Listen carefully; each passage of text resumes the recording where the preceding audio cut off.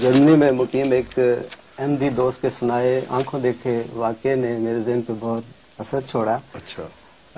حضور میری خواہش ہے کہ آپ اس پہ تبصرہ فرمائیں. حضور وہ کہتے ہیں کہ وہ ایک شپ پہ ملازم تھے جو یونان کی طرف جا رہا تھا، تو اپنے عملے کے سمیت رات کا وقت تھا، تو کیپٹن کہنے لگا کہ ہم آدھے گھنٹے میں ایک جگہ پہ پہنچنے لگے ہیں جہاں آپ ایک انوکھا واقعہ دیکھیں گے. کیپٹن نے کہا جی. اچھا. کیپٹن بھی یونانی تھا. وہ کہتے ہیں کہ ٹھیک آدھے گھنٹے کے بعد جب ہم وہاں پہنچے اس مقام پہ، تو لکھوں خواہ پبلک ساحل سمندر پہ بیٹھی ہوئی تھی، اور ٹھیک 12 بجے کے قریب ساحل سمندر پہ انہیں جہاز لنگر انداز ہوا، اور کیا دیکھتے ہیں کہ ہم سے کوئی 500 میٹر کے فاصلے پر ایک بڑی مچھلی نمودار ہوئی ہے جس کا چہرہ عورت کا ہے اور باقی حصہ مچھلی کا ہے، اور مسکرا کر پانی میں چلی گئی ہے.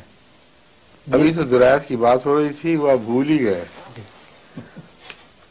یہ جو بات ہے جی اللہ معافی، اچھا وہ آپ نے اس کا نام نہیں لیا. انتہائی جھوٹا شخص ہے کوئی، پہلے درجے کا جھوٹا ہے جس نے ایک کہانی سنائی آپ کو، اور یا وہ دماغ پہ اثر ہے، اس نے کوئی خواب شب دیکھی جسے وہ سچ سمجھ رہا ہے.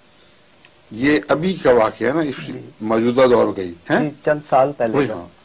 کہیں آپ نے اخبار میں پڑھا یہ واقعہ؟ نہیں. کہیں ریڈیو ٹیلی ویژن پہ سنا؟ نہیں، نیور.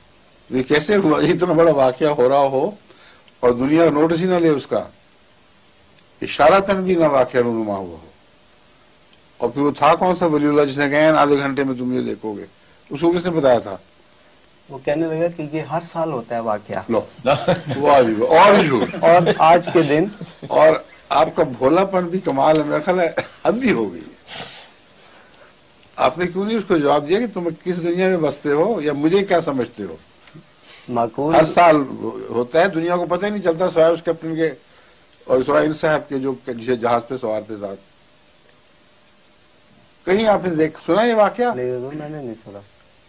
پھر جسے سنا ہے جی اس کو یا ولی اللہ تسلیم کریں اور اس کی بیعت کر لیں، یا کہیں جھوٹے ہو تم.